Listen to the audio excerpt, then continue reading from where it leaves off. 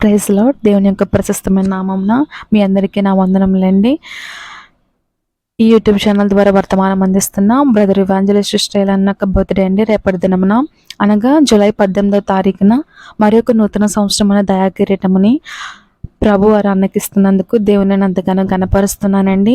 ఈ వాగ్దానాలన్నీ కూడా ప్రభువారు ఆయన యొక్క పరిచయ నిమిత్తమై తన కుమారుడికి ఇచ్చిన వాగ్దానములండి. ఇవన్నీ అంచెలంచెలుగా హెచ్చించుచున్నవారు ఆయనే. దావీదు లాంటి ప్రణాళికలు కలిగి ఉన్నారు. యేసేపు వంటి పరిశుద్ధతను తన కుమారుడికి అనుగ్రహించారండి.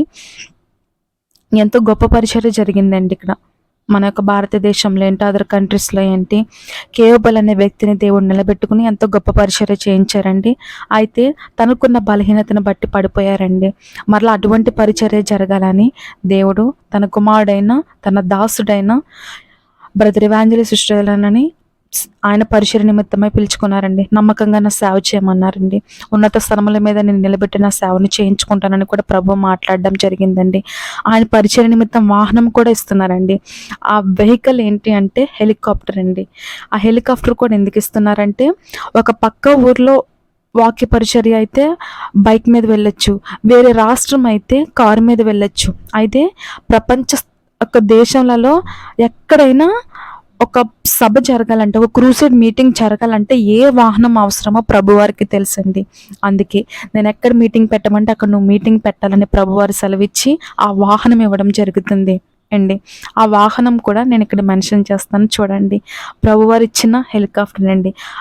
ఆ వాహనాన్ని ఇవ్వబోతున్న దేవాది దేవునికి నేను వందనాలు చెల్లించుకొంచున్నానండి. నేను నమ్ముచున్నాను, వాగ్దానం పొందుకున్న అన్నీ కూడా నమ్ముచున్నారండి.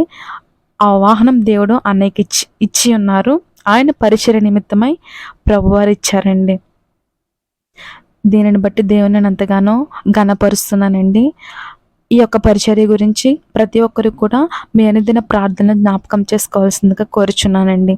ఎందుకంటే ఆత్మల పట్ల భారం బ్రదర్ ఇవాంజలిస్ట్ ఇస్రాయేలానికి ప్రభువారు ఇచ్చారండి. అందుకే ప్రపంచం యొక్క ఉన్నత స్థలం మీద నిలబెట్టి నా సేవను నీ ద్వారా జరిగించుకుంటానని ప్రభువారు మాట్లాడడం జరిగిందండి. Thank you so much.